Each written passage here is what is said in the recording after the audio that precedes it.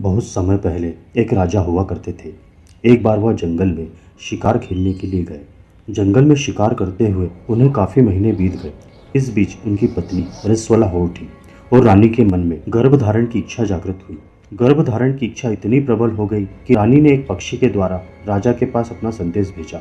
पक्षी के द्वारा संदेश सुनकर राजा ने एक पात्र में अपना वीर्य देकर पक्षी को रानी तक पहुंचाने के लिए कहा।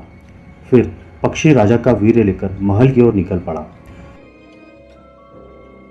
अब बीच मार्ग में ऐसा होने वाला था कि राजा का इस पर यकीन करना नामुमकिन था।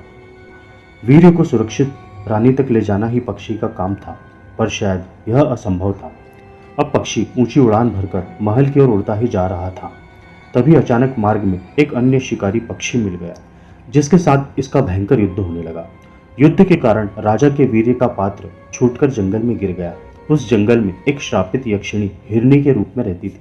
उसे एक ऋषि से श्राप था कि वह 15 दिन यक्षिणी और 15 दिन हिरनी के रूप में जंगल में ही वास करेगी, और जब वह 15 दिन यक्षिणी के रूप में रहेगी, वह अपनी पूरी शक्तियों का इस्तेमाल कर सकेगी। और उस यक्षिणी को श्राप से मुक्ति जब मिलेगी जब वह किसी इंसान से संबंध स्थापित करके किसी संतान को जन्म देगी।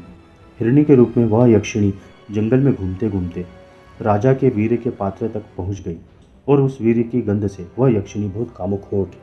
अब वह यक्षिणी हिरनी के रूप में उस वीर्य के गंध वाले इंसान को ढूंढने लगी। ढूंढते हुए उस यक्षिणी को इस बात की चिंता सता रही थी कि क्या वह उस वीर्य के गंध वाले इंसान को ढूंढ पाएगी, और ढूंढने के बाद किस तरह से वह उस इंसान से शारीरिक संबंध बनाएगी।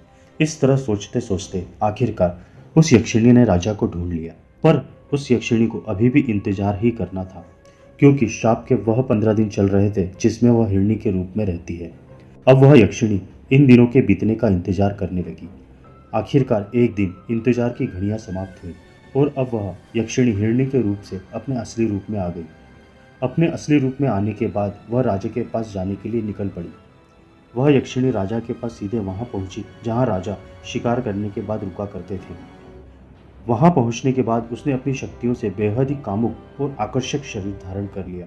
राजा ने उसे जैसे ही देखा, यक्षिणी के उस कामुक और आकर्षक शरीर को देखकर वह रह नहीं पाए और उसके साथ रति क्रिया में व्यस्त हो गए।